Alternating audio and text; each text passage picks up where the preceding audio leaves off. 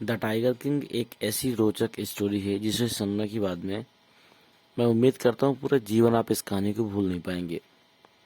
इस कहानी में क्या है कि एक राजा होता है और उस राजा को जब एक बेटा जन्म होता है, उस राजा के पास जब एक बेटे का जन्म होता है तो उसी जन्म के समय पे एक भविष्यवाणी होती है।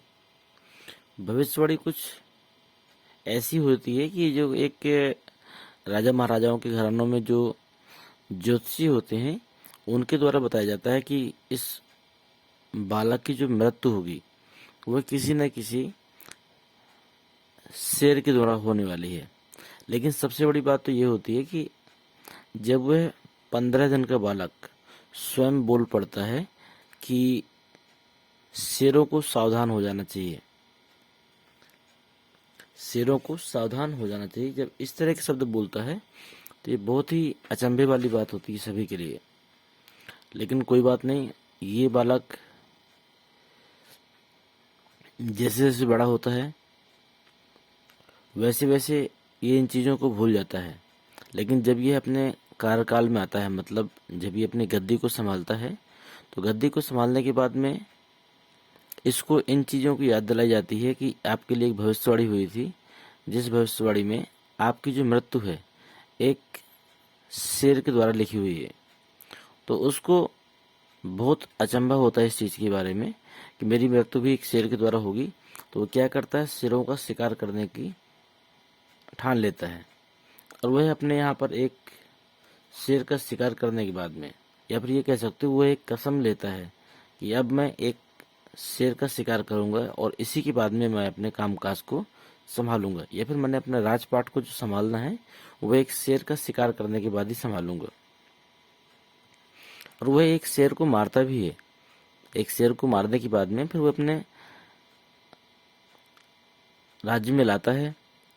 इसके बाद में बताता है कि मैंने जो मेरे लिए जो भविष्यवाणी हुई थी कि एक शेर के द्वारा मेरी मृत्यु होनी है, वह भविष्यवाणी निरर्थक साबित हुई और मैंने तो स्वयं शेर को मार दिया।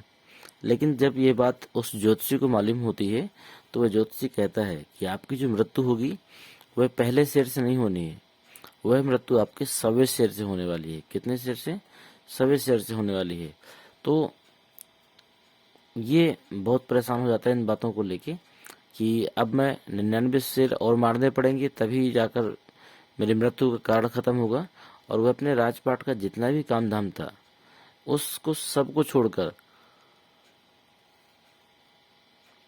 वह शेरों की मारने की ठान लेता है और अपने जंगल में जितने भी शेर थे उनको मारना स्टार्ट कर देता है।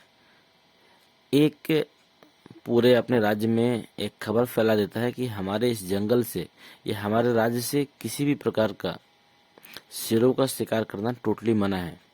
किसी भी प्रकार से कोई भी व्यक्ति शेरों का शिकार नहीं करेगा। ये बात पूरे राज्य में फैल जाती है। तभी एक ब्रिटिश अधिकारी आता है और उससे बोलता है, या फिर उस जो अधिकारी की जो साथ के व्यक्ति थे उन्होंने बोला राजा से कि हमारे राजा साहब आपके राज्य में शिकार करना चाहते हैं। या ब्रिटिश अधिकारी जो थे वह उसके राज्य में शिकार करना चाहते थे, लेकिन उसने उसके लिए परमिशन नहीं दी। तो लास्ट में उस ब्रिटिश अधिकारी ने बोला कि चलो ठीक है, मैं शिकार नहीं करूंगा, लेकिन आप अपने राज्य में जो भी शेर मार चुके हों या मारने वाले हों उस शेर के साथ आप मेरा फोटो खिंचवा दें तो भी बात बन जाएगी। लेकिन वह इसके लिए भी राजी नहीं होता है। वो कहता है मैं फोटो भी नहीं आपको खिंचाने दूंगा। इससे ब्रिटिश अधिकारी थोड़ा सा नाराज होता है और उसे भी इस बात का डर था कि यदि ये अधिकारी हमसे नाराज हो गए तो आने वाले समय में बहुत सारे अंग्रेज मिलकर मेरे राज्य में आक्रमण कर सकते हैं और मेरे राज्य को तहस नहस कर सकते हैं। उसको इस बात का डर भी था, लेकिन फिर भी उसने मना कर दिया क्योंकि उसे अपना टारगेट पूरा करना था। लेकिन इस डर की वजह से उसने क्या किया, उसकी रानी जो थी, जो ब्रिटिश आया था, उसकी जो पत्नी थी, उसके लिए उसने कुछ अंगूठियां गिफ्ट के रूप में भेजी, कुछ डायमंड रिंग भेजी।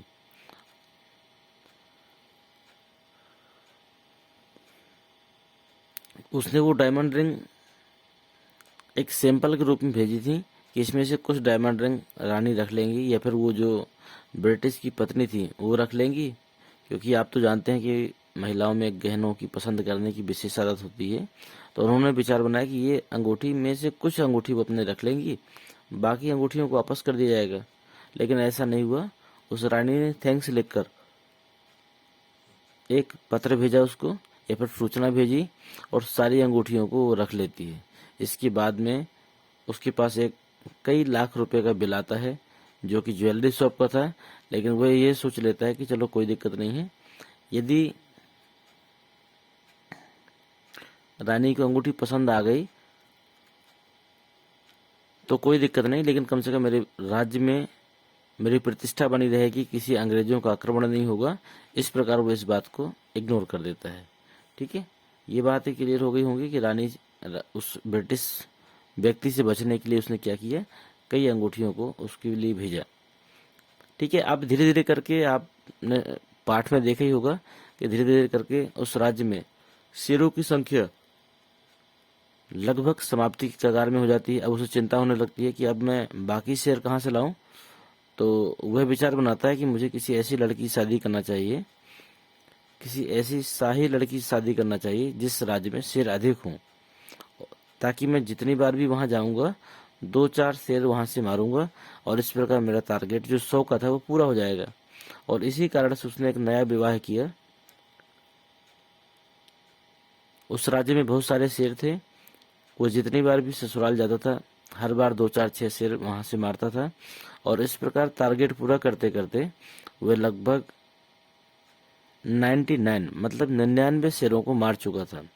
लेकिन लास्ट का जो एक शेर बचा था वह शेर अब उसको नहीं मिल रहा था। लास्ट का जो एक शेर बचा वो उसे नहीं मिल रहा था। पूरे जंगलों में खबर फैला दी, सभी अधिकारियों से बोल दिया कि शेर की तलाश करो, लेकिन शेर नहीं मिल रहा था। बहुत चिंतित था ये सारी चीजें सुन के, और उसने गुस्से की वजह से जितने भी अधिकारी थे उनमें से काफी अधिकारियों को नौकरी से अलग कर दिया।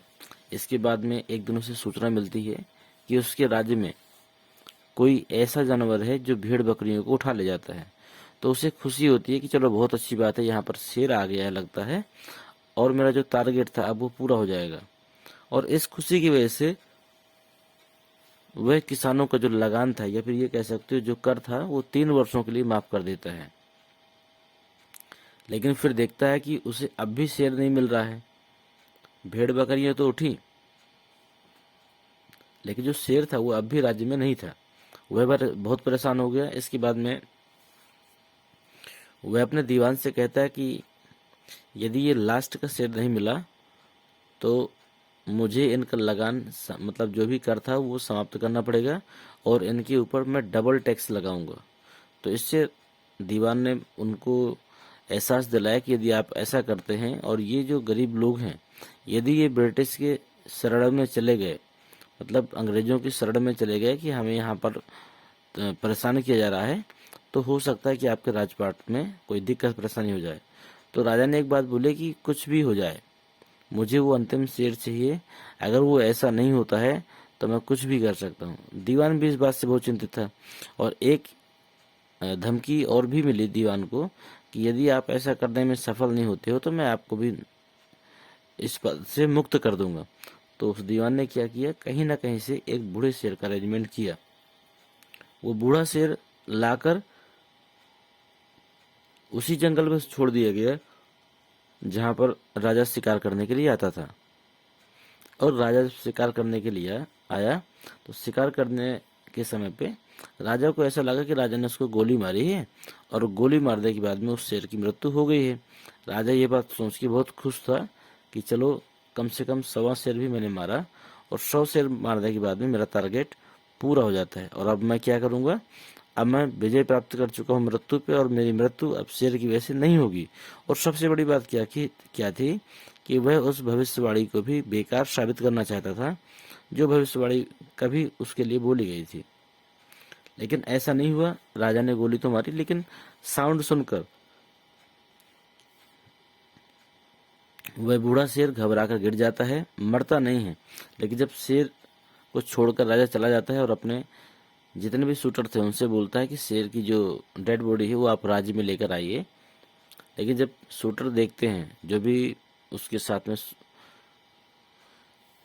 थे, उन्होंने देखा कि शेर अभी भी जिंदा है, तो उन्होंने क्या किया कि उस शेर को वो लोग स्वयं मार देते हैं। तो अब आपने समझ गए कि आपने समझा होगा कि सवे शेर को किसने मारा। ये प्रश्न बनता है कि जो लास्ट का शेर था, 100 नंबर का या 100वां शेर था, उसको किसने मारा। तो वो किसी न किसी अधिकारियों के द्वारा मारा गया था, वो राजा ने नहीं मारा था। इसके बाद में राजा क्या करता है, उसके अपने बच्चे के जन्मदिन के लिए किसी खिलौने वाले के दुकान में जाता है और कई खिलौने देखता है, लेकिन कोई खिलौना पसंद नहीं आता है, और वहां से वो लकड़ी का एक शेर खरीदता है अपने बच्चे के लिए बर्थडे गिफ्ट के रूप में। और वो दुकानदार को पैसे भी नहीं देता और यही बोलता है दुकानदार से कि यह गिफ्ट आपकी तरफ से राजकुमार को है। दुकानदार भी उससे कुछ नहीं बोल पाता है। तो उसने एक शेर खरीदा, कैसा, लकड़ी का, अपने बच्चे के गिफ्ट देने के लिए। इसके बाद में उस लकड़ी के शेर में कोई एक फांस निकली थी। फांस आप समझते होंगे, लकड़ी में जो ऊपर की परत निकालने के बाद में कुछ रेसे टाइप में होते हैं, वो फांस निकली हुई थी, वो राजा के हाथ में लग जाता है। हाथ में लग जाने के बाद में राजा के हाथों में स्वेलिंग हो जाती है, राजा का हाथ पक जाता है। इसके बाद में उसके हाथों की सर्जरी होती है, लेकिन सर्जरी के बाद भी उस राजा के स्वास्थ्य में कोई सुधार नहीं होता और वह क्या होता है, लास्ट में उसकी मौत हो जाती है।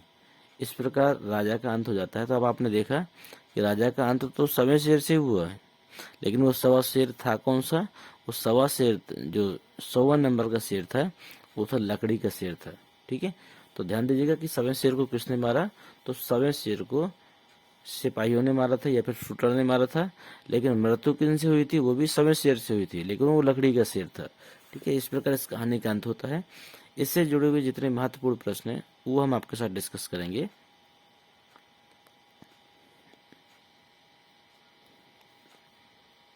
देख लेते हैं उनको।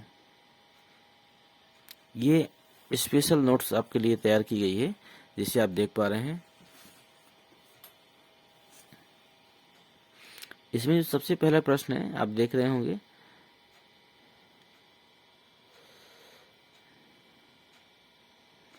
सबसे पहला प्रश्न हम देखते हैं। एक एक प्रश्नों को हम ध्यान से समझेंगे। गारंटी है मेरी कि एक एक चीज आपको क्लियर होगी। बहुत सरल शब्दों में बनाया गया है। पहला प्रश्न है, who is the tiger king. Who is the tiger king. अब आप समझ गए होंगे कि टाइगर किंग कौन था। तो टाइगर किंग नीचे लिखा हुआ है इसका उत्तर, लेकिन प्रश्न को और देख लेते हैं। Who is the tiger king, why does he get the name, और यह नेम इसे कहाँ से मिला। या फिर अथवा में एक प्रश्न और भी आया है इसी तरह का, who was the tiger king and how was he named so. इन दोनों का उत्तर आपका एक ही है, the maharaja of Pratibandhampuram is the tiger king. जो प्रतिबंधपुरम का जो राजा था उसी को द टाइगर किंग के नाम से जाना जाता था। When the Prince was 10 days old, sorry मैंने वहां पे 15 बोल दिया था, 15 दिन नहीं, जो वो 10 दिन बूढ़ा था, मतलब जब वो मात्र 10 दिन का था। देन द प्रिंस अटर्ड, तब प्रिंस ने कहा था, क्या बोला था, लेट टाइगर्स बी अवेयर, जितने भी टाइगर हैं वो सावधान हो जाएं। He decided to kill 100 tiger, उसने 100 टाइगर मारने का प्रण किया था। So he got the name of tiger king, इसलिए इसको टाइगर किंग के नाम से जाना जाता है। दूसरा प्रश्न है आपका, what did the royal infant grow up to be. तो रॉयल इन्फेंट का मतलब था शिशु, रॉयल का मतलब आप शाही कह सकते हो। तो what did the royal infant grow up to be, तो इसका उत्तर हो जाएगा the royal infant grew up to be king of Pratibandapuram. जो आपका राजसी परिवार का जो शिशु था वह बड़ा होके प्रतिबंधमपुरम का क्या बना, राजकुमार बना। तीसरा प्रश्न इसमें ध्यान दीजिएगा, what will the Maharaja do to find the required number of tiger to kill. What will the Maharaja, Maharaja ने डू टू फाइंड माने मतलब खोजे, the required number of tiger to kill, कितने जो टाइगर मारने की सोची थी।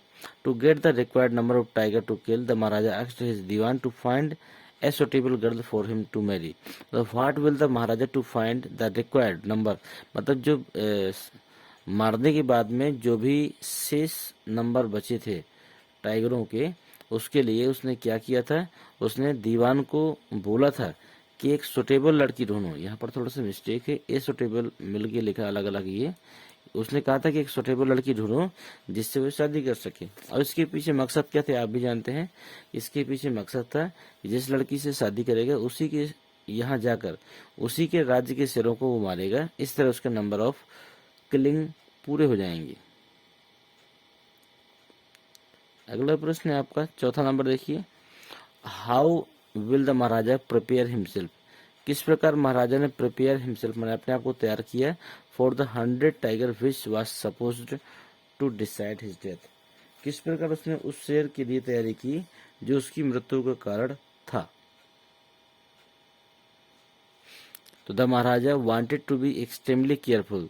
तो महाराजा कैसे थे, एक्सट्रीमली केयरफुल माने बहुत अधिक सावधान थे। While hunting with the 100 tiger, जब वो 100 शेर का शिकार कर रहे थे तब बहुत सावधानी पूर्वक उन्होंने शिकार किया था। Which was suppose to be reason of for his death, क्योंकि यही उनकी मृत्यु का कारण बनने वाला था।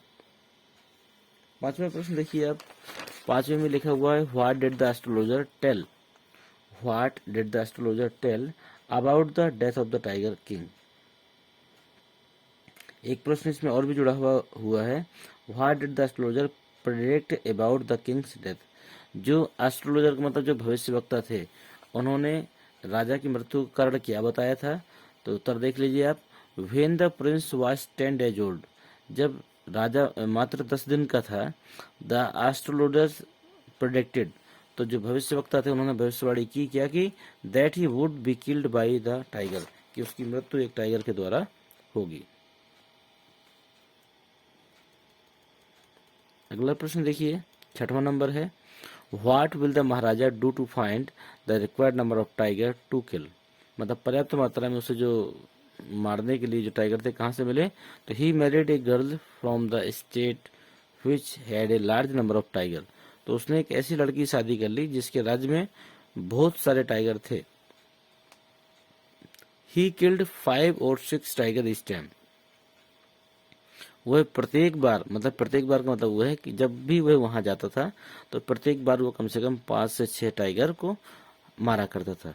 He visited his father in law, मतलब यहाँ पर एक शब्द और होना चाहिए, वेन, यहाँ पर वेन होना चाहिए, चलो मैं लगा देता हूँ अभी। When he visited his father in law, जब वो अपने फादर इन लॉ का मतलब ससुर के घर जाता था तो कम से कम 5-6 शेरों को मारा करता था। 10वां, इस प्रकार ही was able to kill 99 tiger, इस प्रकार वह 99 टाइगर मारने में सफल हुआ। अगला प्रश्न है आपका, how did the Maharaja stand in danger of losing his kingdom itself. किस प्रकार महाराजा को लगा कि उनका जो राज्य है वो खतरे में पड़ गया है। How did he ward of his crisis, और उन्होंने इस मुसीबत से छुटकारा पाने के लिए क्या किया।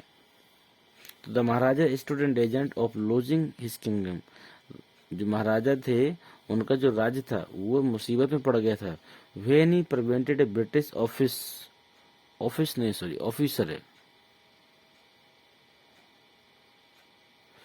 ऑफिसर, जब उन्होंने एक ब्रिटिश ऑफिसर को मना कर दिया था, किस लिए, फुलफिल हिज डिजायर, उनकी जो इच्छा थी उसको पूरा करने से रोक दिया था। मतलब इच्छा क्या थी आपको पता है कि वह एक शेर मारना चाहता था लेकिन मारने के लिए मना कर दिया। फिर उसने कहा चलो कोई बात नहीं, आप मेरी फोटो ही खिंचा दो, तो राजा ने वो भी मना कर दिया। इस प्रकार वो किया था, एक उसे लग रहा था वो सैड हो गया है और उससे हमारे राज्य को खतरा हो सकता है। वार्ड ऑफ द क्राइसिस, इस मुसीबत से बचने के लिए he send a gift of 50 diamond ring to the wife of the officer, उसने 50 डायमंड्स रिंग का जो एक बंच था वो उस ऑफिसर की पत्नी को गिफ्ट किया। अगला है, व्हाट डिड द महाराजा वो, मतलब जो राजा थे उसने क्या शपथ ली, या शपथ कह सकते हो या फिर आप इसे व्रत कह सकते हो, उसने कैसे व्रत लिया। तो the Maharaja vowed the killing of 100 tiger, उसने 100 शेर मारने की शपथ ली थी। 9वां नंबर क्या है, how was the 100 tiger killed, जो 100 टाइगर थे वो किस प्रकार मारा गया? तो the hunted tiger was never killed. तो सवा जो टाइगर था वह राजा के द्वारा मारा ही नहीं गया, but it become the cause of Kings death. लेकिन यह जो था वह राजा की मृत्यु का कारण बना।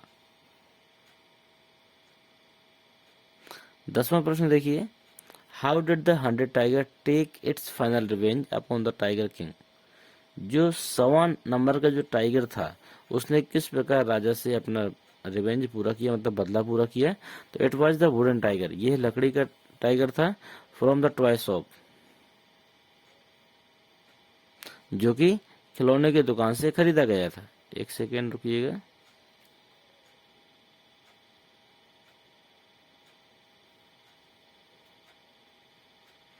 जो कि खिलौने की दुकान, फिर से देखिएगा इसको।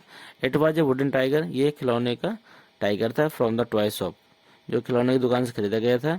That become the cause of the tiger Kings death, यही राजा की मृत्यु का कारण बना। अगला प्रश्न है 11वां number, what happened to the tiger provided by the dewan. इसका उत्तर आपका है the dewan took the tiger to the forest.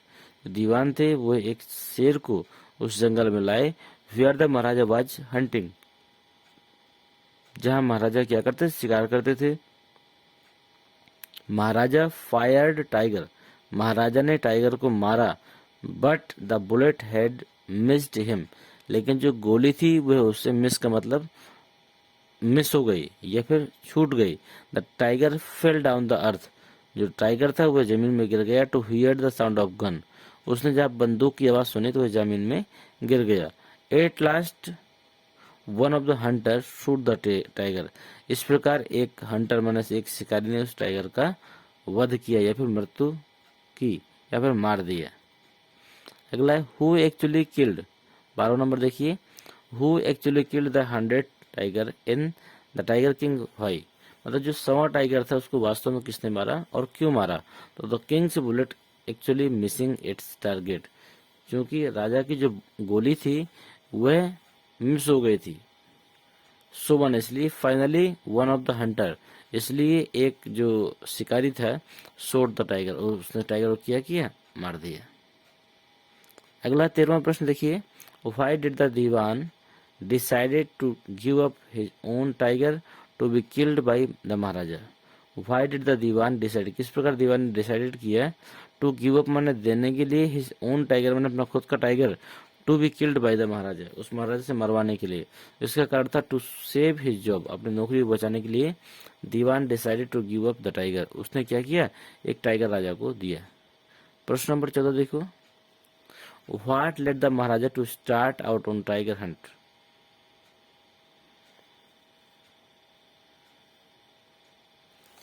What led the Maharaja to start out?